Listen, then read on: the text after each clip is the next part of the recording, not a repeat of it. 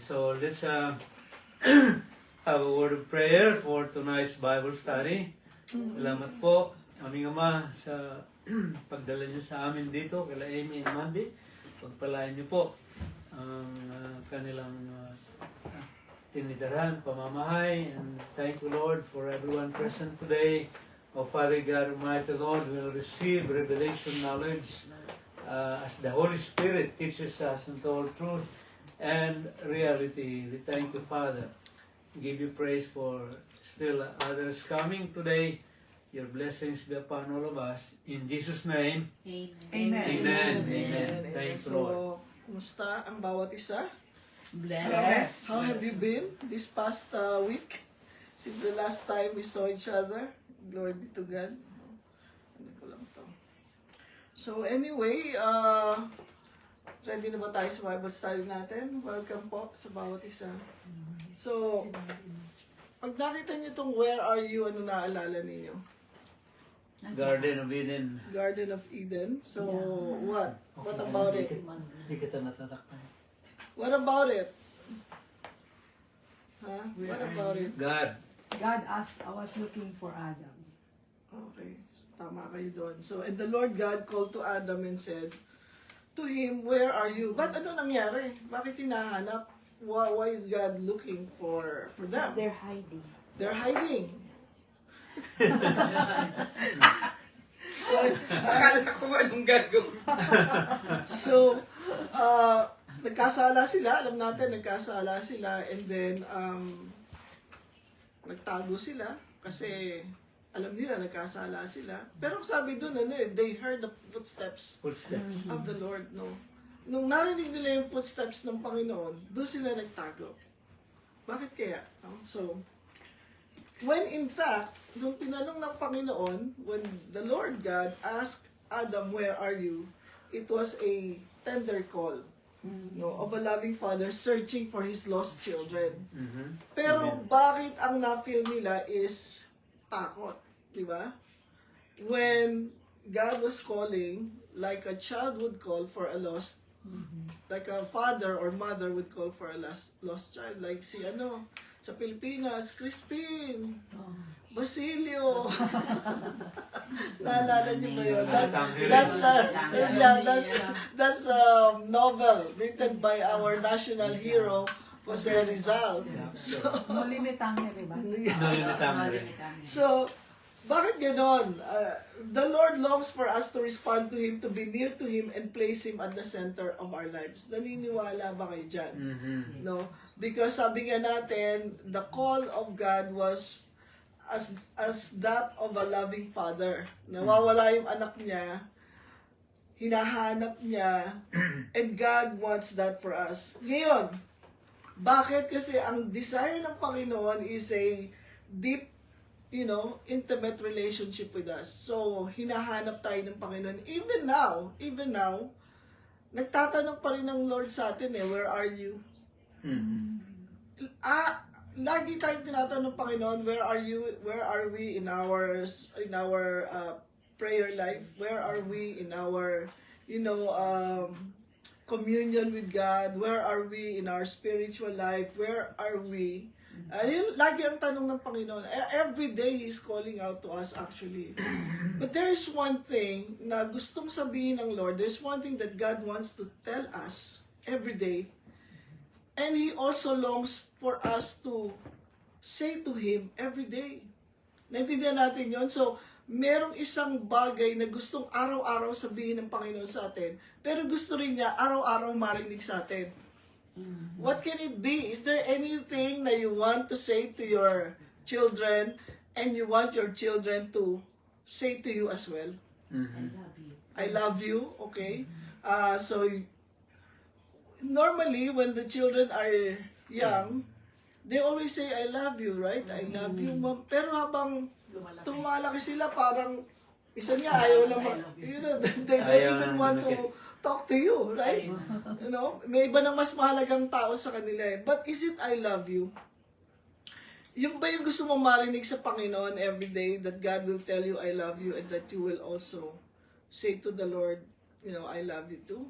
Araw-araw ba natin itong nasasabi sa Panginoon? At araw-araw din ba natin naririnig ito sa Panginoon? You think so? Okay, hanapin natin. Kasi ang gusto natin pag-usapan dito is what God wants to tell us every day and what He wants to hear from us every day. Are you excited to know about that? Yes. So, Genesis 3:10, I heard your voice, he replied, and I was afraid because I was naked. So I hid myself. So yun ang tanong niya, where are you? And then, why did you hide? No? God was searching Adam's heart, longing for him to say, is this what God wanted to hear from Adam? I was afraid, so I hid myself. No. Nung tinanong ng Panginoon, let's say you put yourself in the shoes of Adam, no? And then you heard God asking, where are you? What would you have said? Would you have said the same thing? I was afraid, so I hid myself? Yun ba ang sasabihin natin? Ha? Nahihiya ako. Yeah, so you would have said the same thing. Right? Ashamed. So, yung the same thing na sinabi ni Adam, yun din ang sasabihin mo. Oh, who has a different answer? If you were in the shoes of Adam, what would you have said knowing that you have sinned, nagkasala, nilisabay natin ng Panginoon, tapos hinahanap tayo ng Diyos? Kasi itong sagot niya, I was afraid. I heard your voice. Ano yung sinabi ng Lord? Where are you, di ba? Sabi niya, I heard your voice, I was afraid, because I was naked, I hid myself. Sa tingin niyo, ito ba yung, was this the response that God was expecting? Ano sa tingin niyo? What would have been a better response? Kasi God was longing for him to say, kunyari, okay, gawin natin. You say the same thing to your child. Anak, nasan ka na? Sabihin mo, like, Russell, where are you? Or, Kenneth, where are you? Anong ina-expect niyong sagot sa kanya? I would say, I'm here. I'm here, yeah, that's right. Tama? I'm here. That was what God was expecting. Here I am. Kasi alam nyo, etong here I am, tama kayo dun, no? Lahat naman tayo tama sa sasabihin natin. Pero ito sabi ko, what was God expecting to hear from Adam? Ang talagang ina-expect doon is, I am here or here I am. Diba? Andito ako. Nasaan na kayo? Andito kami. Diba? Andito ako. Ganyan. Hindi mo sabihin, ay, natakot ako kasi ganito, ganyan, no? Now, etong here I am, eto yung gustong this is what God wants to tell us every day. And this is also what He wants to hear from us every day. Here I am. To answer your call. Yes, here I am. Lagi, yan ang gusto ng Panginoon natin na marinig sa atin. Here I am. So, Genesis 22 verse 1, sometime later, God tested Abram and said to him, Abram, no? Ito yung storya na kung saan sabi ng Lord i-offer ni Abram si Isaac sa Mount Moriah. And sabi niya, here I am. He answered. No? So, again, ito yung laging sagot na gusto ng Panginoon sa atin. No? But the question is God calling us? Tinatawag ba tayo ng Panginoon? Oo, lagi tayong tinatawag ng Lord. Lagi niya tayong tinatawag. Like, kung sa mata ng Panginoon ay nawawala tayo, o naliligaw tayo, o nakakalimot tayo, He always calls us, no? Genesis 22 verse 7, then Isaac said to his father Abram, my father. So, naglalakad na si Isaac tsaka si Abram going to the mountain, no? Sabi niya, then Isaac said to his father Abram, my father. So, ito na ngayon, ang anak ang tumatawag sa ama. Di ba? Ang anak tumatawag sa ama. Sabi niya, my father. Ano sagot ni Abraham? Yes, my son. Here I am, my son. Oh, here I am. So, ganun din tayo, kasi si Abraham, ano siya, he's a type of the Lord God, ng ating Ama sa langit. So, when we call on God, say, Lord, God, akagad sumasagot ang Lord sa atin, here I am. That's always the response of God. Whenever we are in a situation, and we call on God, alam mo na, instinctively, and by faith, you know that God is answering, here I am. Yeah, kasi everyday, yan ang gusto ng Lord na sabihin sa atin. Andito ako. Andito lang ako. Andito ako sa tabi mo. Hindi ako nawawala, andito ako. Kahit na anong pinagdadaanan natin, no matter what we are going through, pag tinawag mo ang Diyos, yun ang sagot sa'yo. No? Here I am. Kaya isulat natin yan deep within our heart na God is always telling us, here I am. No? And the fire and the wood are here, sabi ni Isaac, but where is the lamb for the burnt offering? Because they were going up there to make an offering. Ang sabi ng Panginoon, Abraham answered, God himself will provide the lamb for the burnt offering, my son. So what is this telling us? That whenever we call on God, our Father, what is His response? Here I am. And no matter what our problem is, hindi doon natapos ang Lord, here I am, but that He is always bringing us the answer, the solution, the provision to whatever we are going through. Importanteng maintindihan natin yon. Kasi that's the only way na magkakaroon tayo ng pananampalataya or faith in God. But we will not have that kind of faith if we do not know who our Father is. Kaya God is telling us, call unto me and I will answer you and show you great and mighty things that you do not know. Anong yan? Jeremiah 33:3. Yan ang number ng Lord, no? Call unto me because His answer is always, here I am.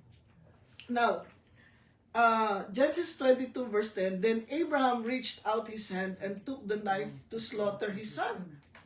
That was the very purpose. Ang sabi ng Panginoon, ialay mo, no? Offer your son as a living sacrifice. And he was there with a knife in his hand. And, he was in the act of killing Isaac. Thus, just then, the angel of the Lord called out to him from heaven, Abraham, Abraham. No?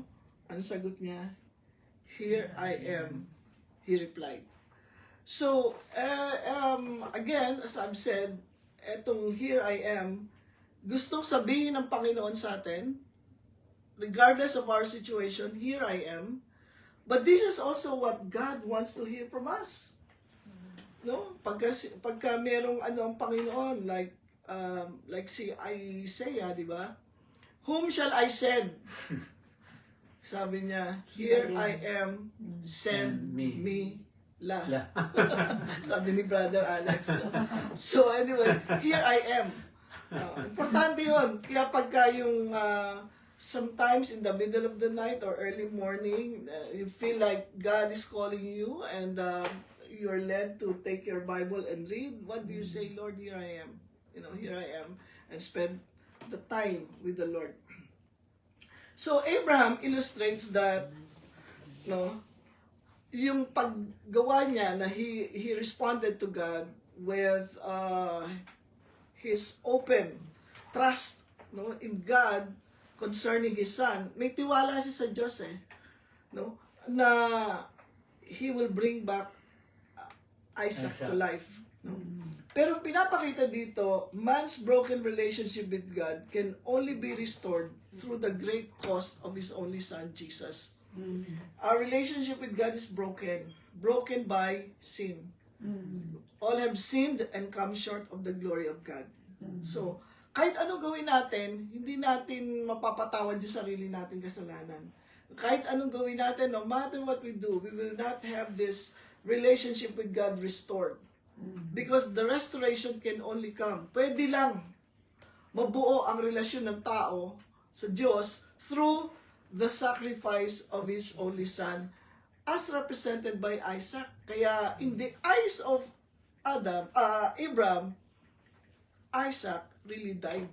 Kasi ginawa niya yun eh. Sa puso niya, he really offered Isaac.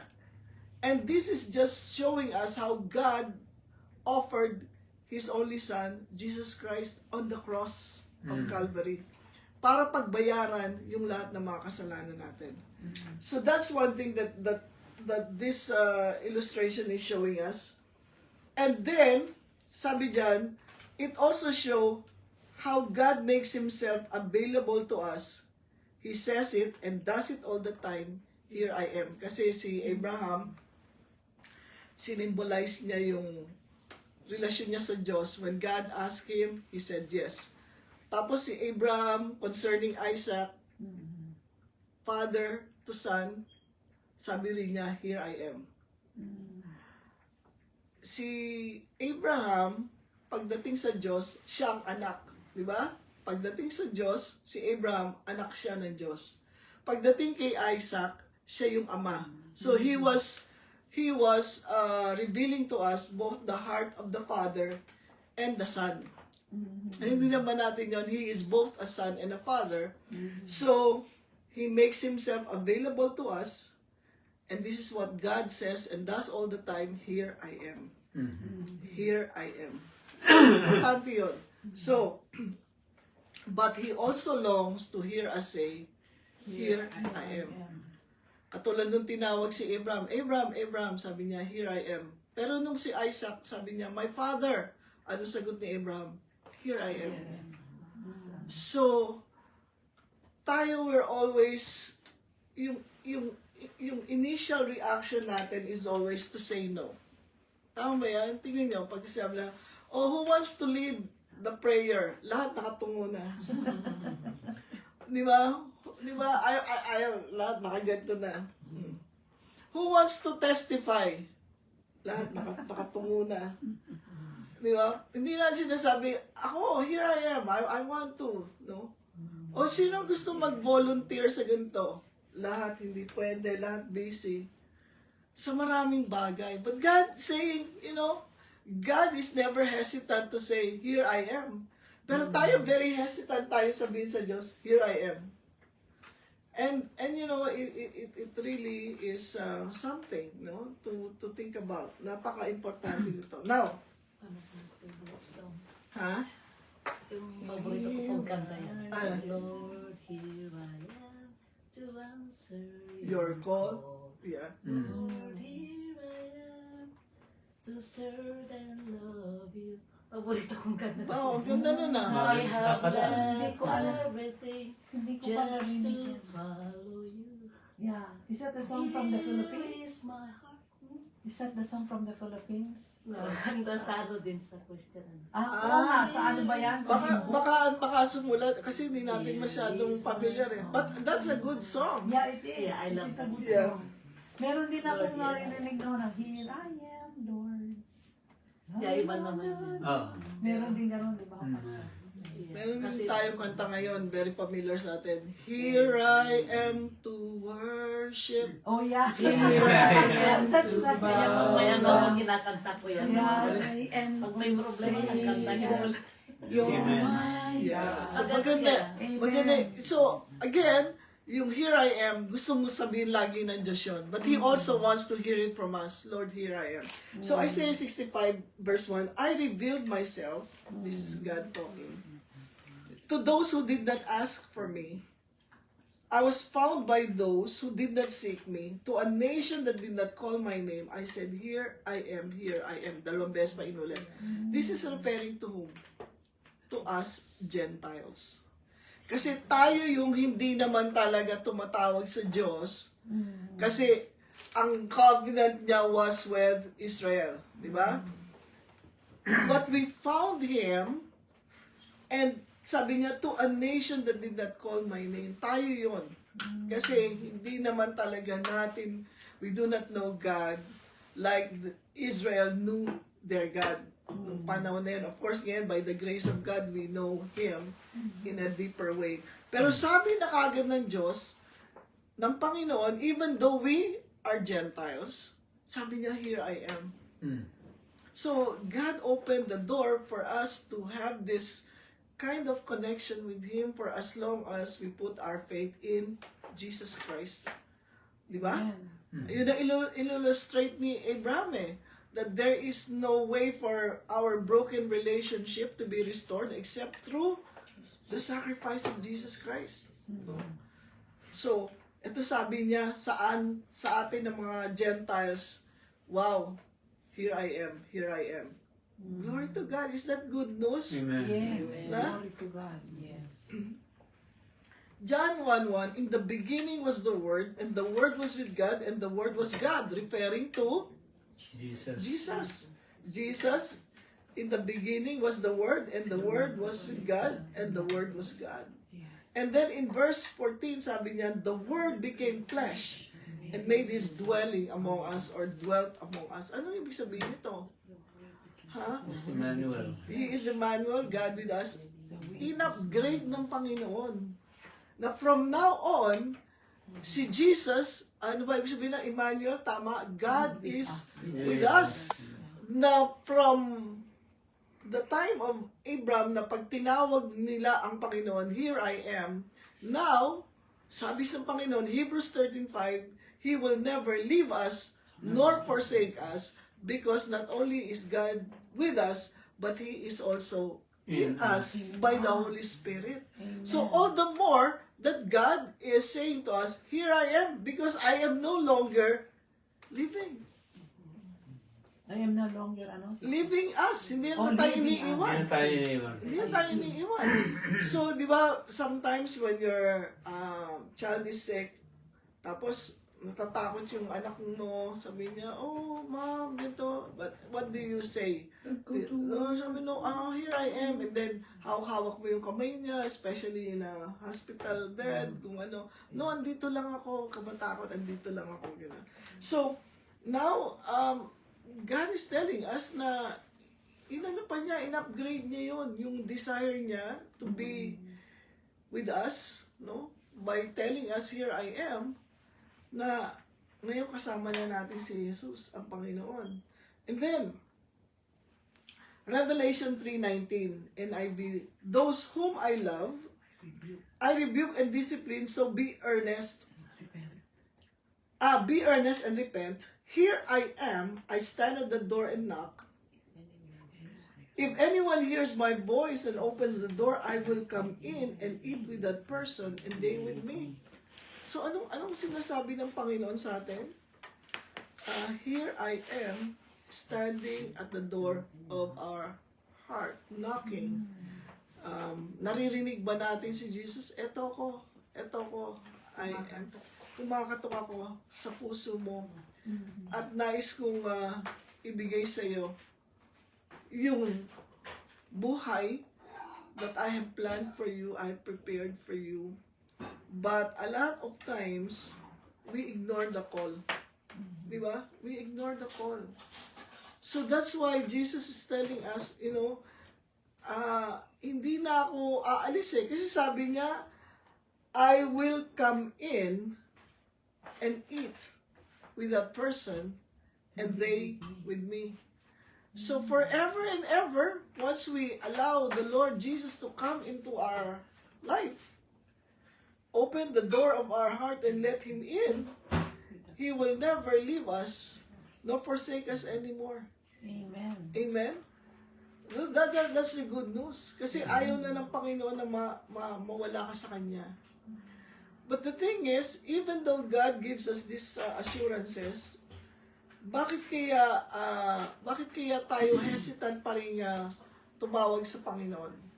Di ba? Sabi niya, where are you? Again, it is a call, compassionate call from a father to his children, no? To let them know na I am not here judging you. No, it is not a call because God wants to judge us, but it is a call because God wants to be compassionate with us.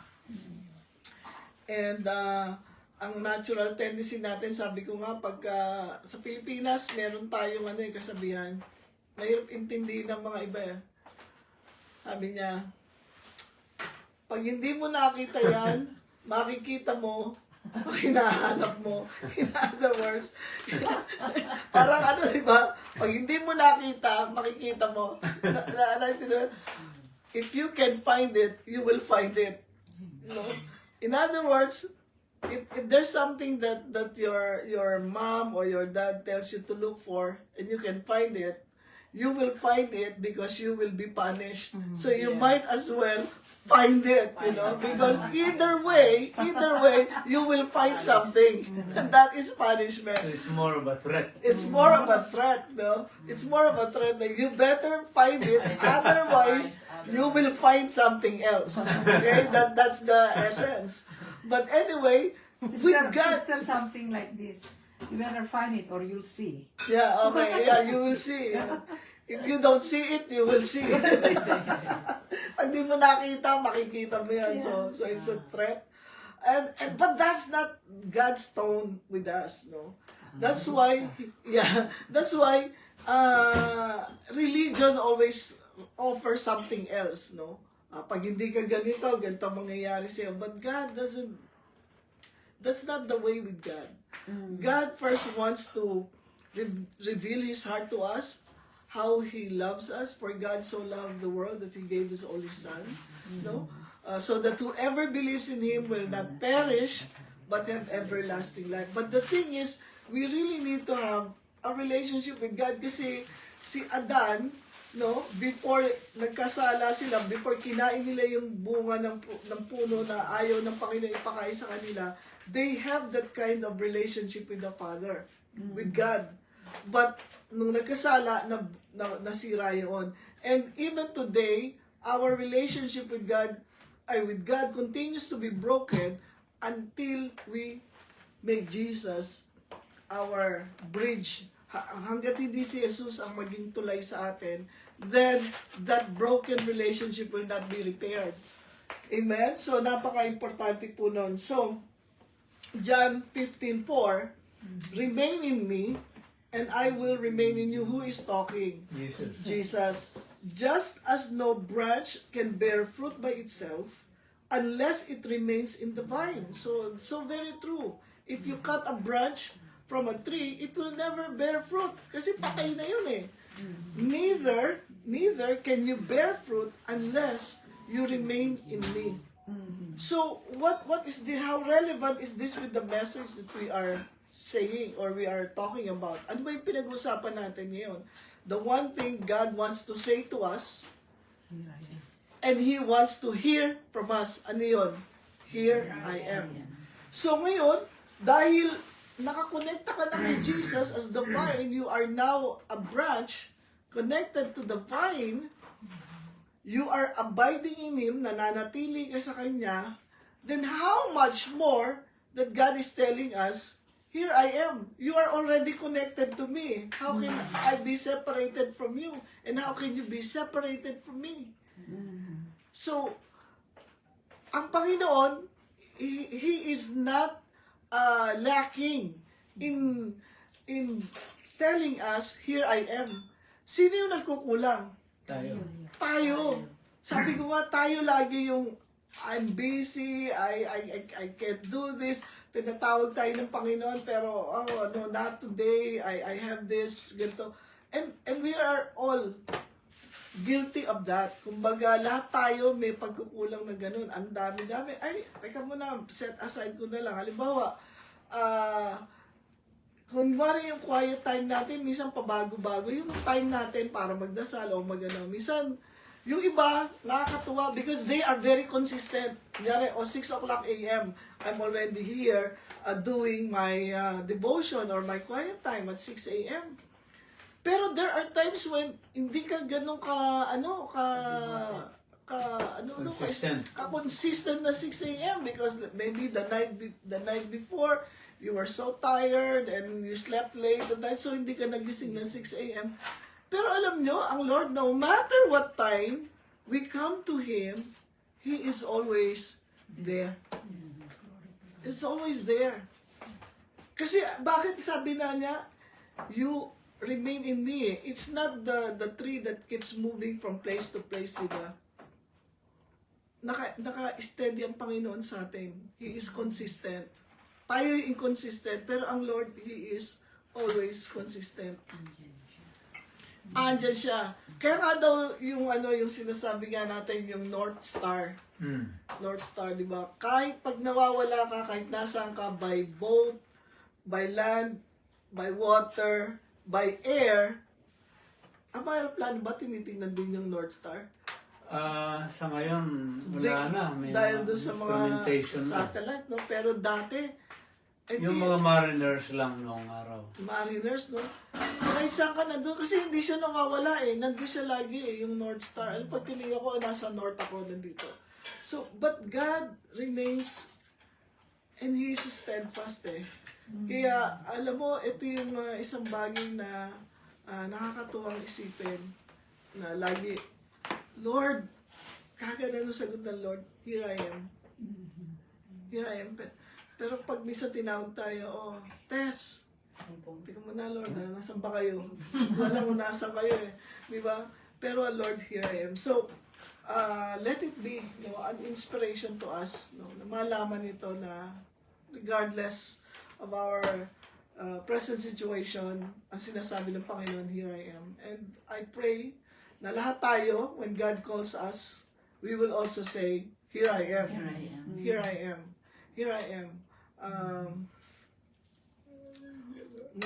Maraming hindi makapagsabi ng here I am, kasi sabi na, Lord, I'm not ready, ang dami kong ginagawa, ang daming kong obligasyon, so next time na lang, or whatever, but, by the grace of God, by the grace of God, kasi, ang Lord nandyan na siya eh, hindi na siya umalis, no?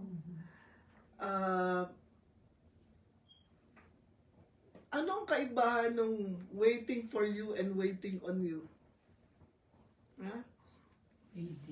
Waiting for you and waiting on you. Tanungin natin yung magaling sa Ingles. For you. Sagot ka Tagalog? English. What's the difference between yung pagkain, waiting for you and waiting for you is you take no action. You're waiting for someone to arrive. I'm just waiting. Waiting on you is I am serving you. I am in action to do something in service unto you. Yes, that's correct. No. Wow. Kaya yung mga Iba na yun, marunong sa English. Iba talaga yung marunong sa English eh. Kasi di ba yung mga waiter, Tagalogin mo. Tagalogin mo tayo. Yung waiting for you, inaantay mo yung isa tao, kung sino man yan, dumating. Kasi wala pa siya doon. But waiting on you is, here is somebody ready to serve you. Alisan doon ang Panginoon? Waiting. Is He waiting for us or waiting on us? On us. Waiting on us. Yeah. Waiting on us. God is always ready to serve us, no, to be here for us, no. Pero tayo, we are waiting for God when God is waiting on us. Akala, Lord, dasal na ako ng dasal sa inyo. Hanggang ngayon, hindi niyo pa, we're waiting for God when God is saying, no, I've been waiting on you. No, that's the difference, no? Kaya God is always waiting on us. Glory to God. No? Tayo, laging waiting for things to get ready, or waiting for things to be smooth. Pagka okay na lahat, Lord, sige na. We're always waiting for the right environment, the right time, the right people. No, God is always there for us. So, yun ang kagandahan, because sabi ng Lord sa'yo, when we say, Lord, ang sabi ng Lord, here I am. Here I am. Amen. Here I am. So, napakaganda. Meron ba kayong gustong ikomento, itanong, bago tayo mag-pray? It's a very interesting topic. Yeah. Yung, wala na bang iba na ano? Sige. Yung I am, maalala natin, yun ang revelation ng Diyos kay Moses Yes. sa burning bush. Sabi ni Moses, Sino ba? what name will I give to the Israelites that I have met God, or that's you are the one that I'm presenting Yeah. to the Israelites. So, revelation ng Diyos, ng Panginoon is, I am Yeah. that I am. I am that I am. So, ibig sabihin, whoever you need to be, You need me to you be. need me in your life, I am. Yeah. So, kaya, sabi nung isang theologian, actually, kaya yung sinabi mo, hindi na mahiwala yung Diyos sa atin, dahil every time na introduce mo yung sarili mo, what is your name? I am Bert. You are connected already to God Yeah. because the I am is there. You are not just giving yourself, introducing yourself, but God is connected with you. The great I am is already united with you. We cannot be separated anymore from the Creator. Amen. Yeah. And then, isa pang significance ng yung sinabi mo, yung mga Bible scholars, sasabi na, where Abraham was about to sacrifice Isaac was on Mount Moriah. Yes. The same place where Jesus Christ was crucified, Crucified. on Mount Moriah. Calvary. Yeah. So, hindi natuloy kay Isaac dahil sa anong sabi ng angel, the Lord will provide And then for a himself. sacrifice for you. And that was thousands of years later, nangyari nga, which is the Lamb of God Yes. that takes away the sins of the world. Yes. So, On the same exact place, Mount Moriah. right. So is that the same as Calvary? Is that what you said? Yeah. The same. Moriah Calvary. and Calvary. Moriah is Calvary. Calvary. Oh, I see. Yes. Oh. The place of I the didn't know skull. that. Yeah. Yeah. Praise the Lord. Kaya ang Diyos ay nandoon yung kanyang sa Israel, yung kanyang paningin, yung mata niya, yung kanyang concern for the land of Israel. Amen. Dahil He made a covenant Mhm. with the people of Israel, with Abraham. Yeah. Pero katulad din sinabi natin sa Isaiah 65, to a people who did not know Him, who did not call Him, and yet, sabi niya, He is calling these people, tayo yun, and sinasabi din niya, here I am, here I am. So praise God, kasi isinama niya tayo doon sa covenant na yun, through Jesus Christ, our Yes. Lord. Amen. So ngayon, meron na tayong pakikipag-isa sa Panginoon. Ang maganda rin kasi yung katuparan noon, the moment Jesus Christ said, it is finished, the curtain on the temple was rent from top to bottom. 8 inches daw yung kapal ng ng curtain was rent. Na-open up na yung Holy of Holies. So, naging available na yung presensya ng Diyos sa lahat, hindi na lang sa mga Israelita, kundi to all the Gentiles. Kaya tayo ngayon ang nakikinabang. Kaya makikita mo na kahit sinong founder ng religion sa mundo, lahat sila namatay eh. Di ba? So kung naliligaw ka at gusto mong humingi ng direksyon, kanino ka ba hingin ng direksyon? Sa buhay o patay? Sa buhay. Eh si Jesus lang ang buhay eh. Kaya tayo lalapit sa Kanya. Di ba? He's the only one alive. He is alive forevermore. So, yung dead, hindi na niya masabing, here I am. Only. No, a living God can say, here I am. No? Kahit na sino pa yung nag-found ng religion niya, there are thousands and thousands of religions in the world. Lahat sila ay namatay. Pero bakit ang prayers ng mga nagpe-pray sila na doon sa mga namatay na sila yung nag-iingat dito sa atin, sa mundo, yung mga buhay.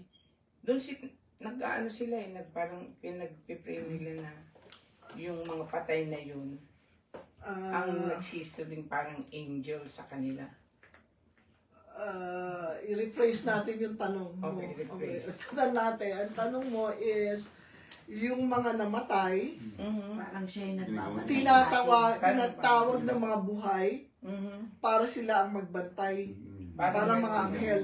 Eh, mali nga yun. Kasi hindi nga natin pwedeng tawagin yung mga patay. Pero yung mga patay na yun, Pastora Marie, di ba kung sila... For example, hindi, ang aking question is, kung di namatay na sila, no? sino So, sila? Yung mga namatay. Sino nga yung mga namatay? Okay, either... Mga religious. Okay, hindi.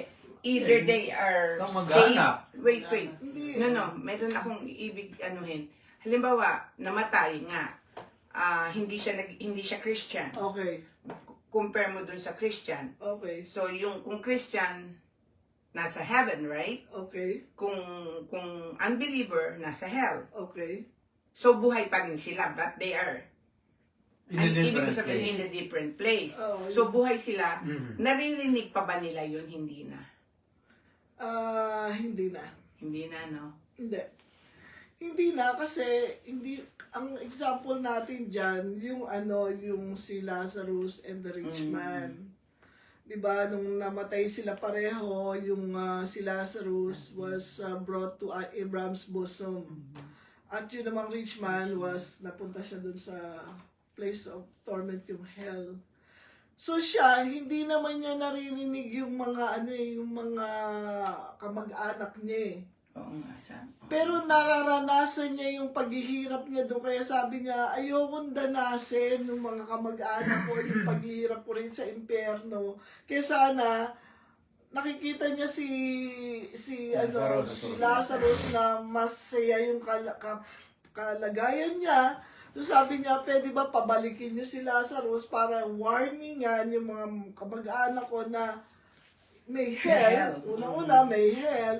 At manampalataya talaga sa Diyos kasi nandun siya kay Abraham's bosom Sabi niya, hindi sila naniwala sa buhay. Maniniwala pa ba sila sa patay na babalik? Ano yan? It's a dream?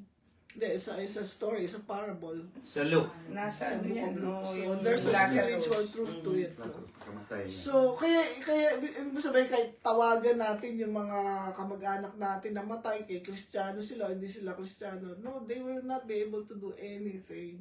Para hindi nila tayo, di ba, minsan ganito tayo, namatay yung magulang, namatay, sasabihin ng anak, tay, nay, gabayan niyo ako, bantayan niyo ako lagi.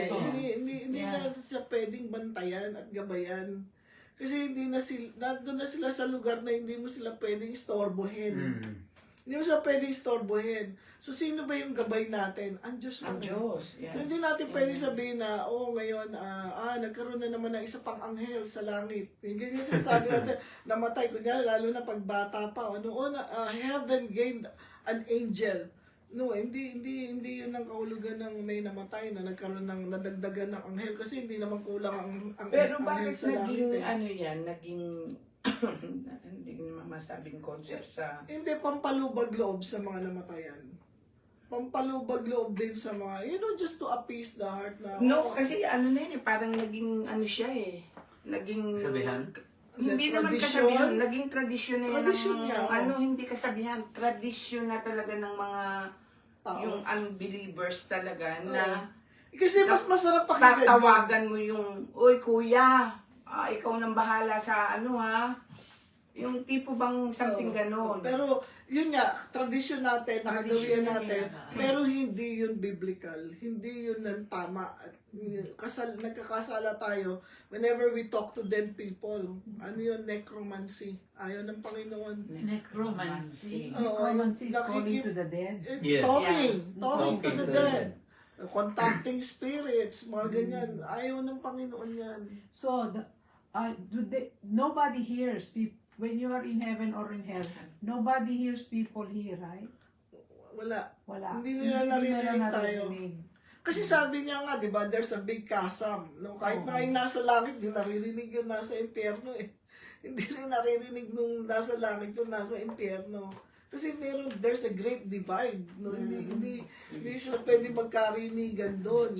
Kaya nga, ang sabi ng Panginoon, ang kinakausap natin at pinagdarasal natin ay buhay. Now, we can talk to God. Why? Because He is alive. Hindi tayo nakikipag-usap sa akin. Makipag-usap ka kay Muhammad, patay na yun. Makipag-usap ka kay Buddha, patay na yun. Makipag-usap ka kay Manalo, patay na yun. Namatay na si Manalo, nagpaon ng iglesia, o namatay si God. Hindi mo na pwedeng kausapin yun. Okay? O, pwede mo pa bang kausapin ngayon si Kibuloy? Nakakulong na siya. Kahit buhay siya. Hindi mo siya pwedeng kausapin. Di ba? Yeah, Oh, yeah. Saan? Sa Pilipinas? Pilipinas. Okay. So, sino lang ang buhay na Diyos? Jesus. So, kaya siya lang kakausapin natin. Only. Yes? At ang pangako niya, Lord, andito ako. Here I am. Here I am. So, meron pa po ba kayong ibang tanong? Yung parable nga na di ba si Lazarus talagang si Lazarus? Hindi si Lazarus yung binuhay. Lazarus is just a very familiar name nung panahon na yon. Parang Mary. Very Oo. familiar. Familiar lang yung pangalan niya. Pero hindi siya yung same Lazarus that was raised Raised by from the dead. Jesus from the dead. Hindi siya yun. Pangalan lang. Luke ano yun, Pastor? Luke? Luke, ano ba yan?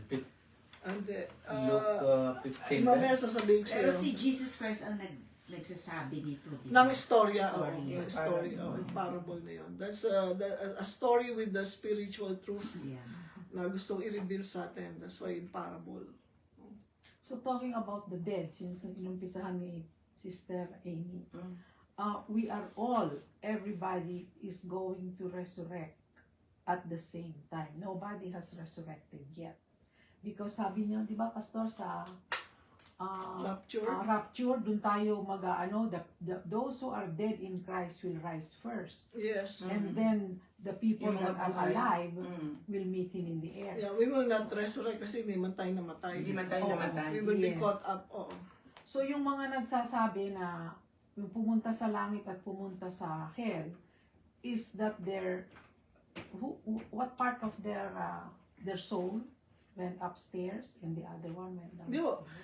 ba? Yung mga namatay, di ba, alam naman natin, the physical body goes to the ground. I see. From dust we came, to dust we return. Yes. Tapos, yung kanilang soul and spirit, napunta yon sa presensya ng Panginoon sa heaven. I see. Ngayon, pagdating ng rapture, in a twinkling of an eye, yung spirit soul na yon will get connected to the body. Pero bagong body na yun, resurrected body. Magkoconnect yun, just like Glorified yung, body. Glorified. just like dun sa book of Ezekiel, sabi ni ng Lord kay Ezekiel, prophesy to the dead bones. So yung mga dead bones, nung nag-prophesy siya sa dead bones, what happened to the dead bones? It was a pile of bones. You know what happened according to the Bible? There was a lot of clack, a lot of rattling. Kasi each bone found its own bone. Parang bone to bone. Nagkakahanap-hanap sila and then they got connected. Di ba parang sabi mo, how will it happen na yung bone ni ganito nandito sa ano na yun? Yung nagkahanap-hanap nila yung sarili nilang bone and they parang Lego nagkakonect. But no hand was connecting them. It was a miracle that they got connected. Parang, imagine mo ba itong bone na to trying to get touched here and then sabi ng bone, you know what? Hindi dito. Hindi dito. It doesn't matter. Hindi, pero sila talagang nagka-connect-connecta. So can you imagine, is that impossible with God? No. Kaya yung pagdating ng rapture in the twinkling of an eye, sabi nga nung isang pastor, sabi niya, parang mas maganda yata, mamatay na muna bago mag-rapture. Kasi daw, mararanasan niya yung resurrection. Sabi ng pastor, kung mamatay ako, mararanasan ko yung resurrection. Kung buhay tayo, hindi natin mararanasan yung resurrection. Sabi ko naman sa kanya, Pastor, you will not even have time to bask in that experience. Kasi that twinkling of an eye. Hindi mo na ma-enjoy. Wala ka ba this is how it feels to be resurrected. Hindi, wala kang ganun because it's so fast. Yeah. Yeah. May question pa ako isa, Pastora. So, yung mararaptured, those are the believers, right? Yes. So, yung mga unbelievers na after the rapture, yung mga namatay na unbelievers, talagang they are really going to hell? Hindi sila kasama sa resurrection, sa rapture. No, yeah, I understand. Kasi the ones that will be resurrected are the believers, The the believers. true believers of Jesus Christ. So, ang ibig ko sabihin, so namatay sila, na unbelievers sila, hindi sila naniwala kay Jesus Christ. So, right away, pag namatay sila, Doon na sila. sa hell na diretso. Oo. Okay. Pero kasi, Pero the body is still in the ground, but the soul and spirit will go nasa hell. Nasa hell. Kasi ganito yun eh. Yun. Yung dito sa atin, di ba meron tayong tinatawag na county jail. Di ba? City jail. Yun yan, county jail. So, if you're a criminal, and then you get, nahatulan ka, na-convict ka, and then the sentence was for you to spend like, your time in jail. Tapos nun, may mga tao na from the city jail, they are transferred to the federal jail. Sino yung mga City nagkakasalan? muna, then county, City, county, and and then then the federal jail. Okay? Ganon din. Yung hell is not the final place. Waiting lang sila doon. Kasi merong merong pang matindi doon. May fire. Yung tinatawag na lake of fire, which is the second death. Yun ba yung Hades? Hindi, yung Hades, yun na yung hell. Yun ang hell. Yung Ang hell. Hades. Oo. Hades ba yun? Oo. Ngayon, kumbaga, akala mo, if you think that's the worst place to be, kung namatay ka, meron pang mas grabe, which is the lake of fire. Which is the second death. Ililipat yung mga doon. Samantalang ang mga namatay, di ba nasa immediate presence sila ng Panginoon, pagka nagkaroon ng rapture, magkoconnecta sila, and then we will have our new heaven, new earth sa presensya ng Panginoon. Meron tayong yung wedding supper of the Lamb, tapos yung new heaven and new earth. Tayo naman, mas akala natin maganda na yung heaven. Meron pang mas maganda doon. Wow. Praise the Lord. Ito namang nasa hell, meron pang mas grabe pa doon. Ito naman, meron pang mas maganda pa doon. Akala natin, ang ganda na ng langit. Even heaven is not our final place. So, Ibig yung sabihin mga- ba, pastora pa ng kategori? May kategori. Yeah. Parang ganun. Parang ganon. Pero, ibig May sabihin, final resting meron place ka ka. pang mas, hindi lang yun ang, Hindi lang doon. Oo. So, yung mga namatay na Christian, nasa heaven. nasa heaven na yun, Heaven pa. which is the immediate presence of God. Oo. Tapos kapag in a twinkling of an eye, Rapture. doon nasa... Bababa sila, magkoconnecta doon sa body, Aha. and then we will all caught up be together in the air. Yung mga Ayun. buhay. Mga buhay. mga buhay. Oo. Magkikita-kita na lang tayo doon sa... Reunion. Wala na So, yung yun. hi. Wala nang hello yun. Ang bilis eh. Mabilis yun. Di ba? Kaya Pag sabi minsan hindi mo nakita, kagaya ni Jan, hindi agad na nakita. Hi! Wala nang, siguro wala nang gano'n, no? Pastora. Ang bilis eh. Baka eye to eye na lang. Ha? Eye to eye. We will all... Parang gano'n na agad yun eh. Pwede pa rin mamarites. Mamalik- We're just talking about you. Sister, yung Alam mo, wala na masyado, yung rapture Yun na nga yun, yan, lake of fire. madaming hindi naniniwala dyan. Sa rapture. Maraming hindi naniniwala. Maraming hindi naniniwala. Mga... Kasi nga dahil sa katuruan, Totoo. in the Christian world, marami yung mga lalo mga old denominations. Ang turo lang nila, the world will become better, and then the Lord will come. Ano ba yung Pero it's not getting any better. The world is getting Yung worse. totoo ba yun yung rapture? Parang nagsimula lang ituro ng mga 18th century, 19th Yeah, that's century. false. That's false? Yung si Darby, pina-popularize niya yung rapture. Pero even yung mga unang mga naging disciples ng mga unang apostles, yun ang tinuturo nila, kaya nila Eusebius, yung mga si Justin Martyr. Sila, tinuturo na nila yung rapture. Kaya kasi, kailan pa ba nabuhay si Paul who started talking about the rapture, di ba? O mga 60s pa, AD 60. Kaya nga, Oo. andun na yung katuruan. Kaya lang Nandun hindi ang lang katuruan. tinatanggap ng mga tao. Okay, so, meron pa ba tayong tanong bago tayo magdasal? So I think they will know about the rapture, Pastor, kung nagbabasa sila ng Bible. Yes. Kasi kung hindi kayo nagbabasa ng Bible, wala kayong kaalaman. Ang problema ho, yung naging katuruan ni St. Augustine, Oo. ay hindi yung rapture na kagaya ng nalaman natin ngayon. Parang sa kanila, it's more of a symbolic na mangyayari.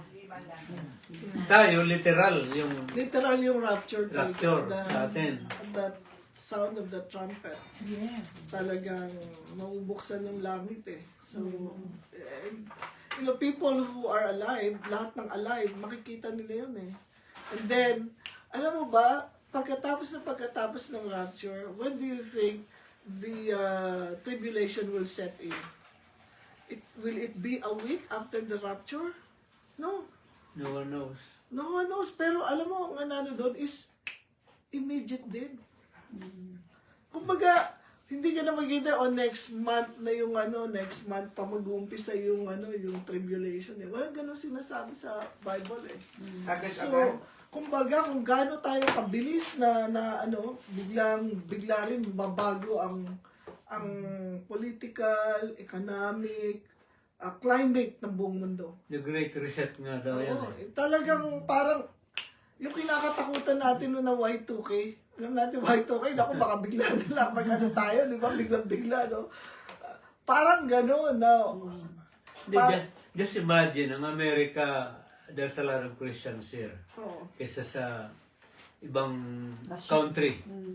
So just imagine, lahat tayo na wala rito. Sino magmamanage ng mga mga corporation, yung mga chaos ang mangyayari. Kasi yung mga, let's say, mga pilots na mga Christian, biglang nawala. Sino magpapaandar ng aeroplano? Magbabagsakan yan, like... Unless na may co-pilot doon na hindi tinatawag na yung mga apocalyptic movies na mangyayari, no? So, it's just going to be chaos left behind. Kaya, mahirap ma-left behind. Isa pa, Pastor, paki-explain mo nga please yung na nasa Bible yung isa ay maiiwan, yung isa ay anong...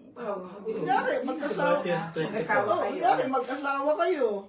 Nakaupo kayo dyan, kumakain kayo, biglang nag-rapture, kung hindi kayo parehong Kristiyano, isa ka, kunyari, ikaw lang, si Brother Mandy, hindi, ikaw lang mawawala, si Brother Mandy may iwan dito. Mag-iisip, nasan kaya si Mandy? Malalak behind siya. Kaya magtataka sila, di ba? Dahil kayo, Ruben. Na bakit maraming nawala. Wala, oo. Saka yung mga depiction nga, di ba, yung mga damit may iwan. Maiiwan, oo. Makakita mo yung kasama lang yun, damit na lang na iwan. So, I mean, talagang mangyayari yun. Magkatabi kayo sa kama, mawawala isa, dalawa, nagbabayo ng palay, isa nawala. Ganoon na. Sister, one more question. Ang nakakarinig ba ng loud shout, yun lang mara-rapture o pati yung unbeliever? According to sa mga nabasa ko, maririnig ng lahat. Maririnig ng lahat yun. Pero hindi lahat mara-rapture kahit narinig nila. Parang dito, di ba, pag may warning, yung mga siren, yung mga siren, di ba, pag merong thunderstorm, may nagsa-siren, lahat tayo nakakarinig ng siren. Yung sound of the trumpet yun. May trumpet, saka may shout. May shout din. May shout din. Maririnig yun. Archangel. Wala sinabi na ang makakarinig lang, maririnig ng lahat. Pastora, paano yung mga left behind, Pastora? Hindi na, may iwan na kasi may sa iwan tribulation. Sa tribulation, may iwan na. Di mag-suffer ka sa tribulation. Oh, yeah? Di mo ba naririnig si Sister Amy? Sinasabi niya, maging sigurado ka na kayo. Baka hindi na pa sigurado mo. Mahirap na mahirap. Sigurado ka. Kaya pinagpe-prepare na tayo ng Panginoon. Kailangan nakaprepare tayo. Yeah, amen. Sige. Meron pa ba? Pero maganda yung lesson natin, here I am. Here I am. Lagi here I am. Yan, here I am. Let's pray. Here I am. Yeah. Thank you, Lord. Okay, let's pray. Father in heaven, aming Ama sa langit, Lord, maraming pong salamat sa inyong salita. Thank you for your word that gives us the assurance that you are always here, present, oh God. That when we call you, Lord, you are always there for us. Maraming salamat po, Panginoon. And I pray, Lord God, na ang bawat isa ay magkaroon ng relasyon sa inyo, Lord. We pray for our loved ones, oh Lord God. Pray that you will lead them to your side, Panginoon. Give them, surround them with people who will bring the good news of salvation to them, oh God. Yes, Lord. And let their hearts be tender, oh Lord God, in responding to your call. That you are asking, where are we, oh God? Bawat isa sa amin, tinatanong ninyo, nasaan na kayo? And Lord, I pray that we will have the faith to believe, oh God, that only Jesus is our Savior. Maraming pong salamat, Panginoon. Thank you for healing those who are sick, Panginoon. And whatever our needs may be, thank you that you are our provider. Lord, you meet all our needs according to your riches and glory by Christ Jesus. Lord, we just thank you and bless you today. Thank you for the presence of each one. And even for those who are watching and listening, Lord, may you prosper them, oh Lord God, to the end that we will all be part, oh God, of your great plan for us. Yes. And so we praise you, Father, in Jesus' name. Hallelujah. Amen. Lord. Lord. Salamat.